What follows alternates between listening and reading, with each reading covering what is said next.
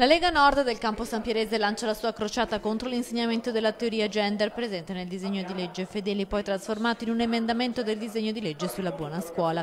Oggi a San Giorgio delle Pertiche i consiglieri del Carroccio di 15 comuni della circoscrizione del Campo San Pierese hanno presentato alla cittadinanza la loro iniziativa. Chiedere un impegno forte alle nostre amministrazioni comunali dal punto di vista etico, un impegno volto a contrastare l'avanzata di questa teoria del gender che troviamo in diversi documenti, in diverse leggi nazionali. Ad esempio la nuova buona scuola la cita, ma la citano direttive dell'OMS, direttive europee e quant'altro, e chiedere appunto che queste amministrazioni comunali, i nostri sindaci, le nostre giunte promuovano la famiglia naturale. La teoria, o meglio gli studi gender, sono studi sociologici che dimostrano come le società abbiano costruito nel tempo ruoli per l'uomo e ruoli per le donne e per questo sono assoggettati ai cambiamenti della società. Molte famiglie però si oppongono all'insegnamento, tanto che a livello nazionale è stata promossa una raccolta firme. È promossa da un comitato civico di genitori, una raccolta firme che per onestà di informazione, per competenza di informazione, prevede l'abolizione dell'intera legge. L'intera legge La Buona Scuola, che prevede anche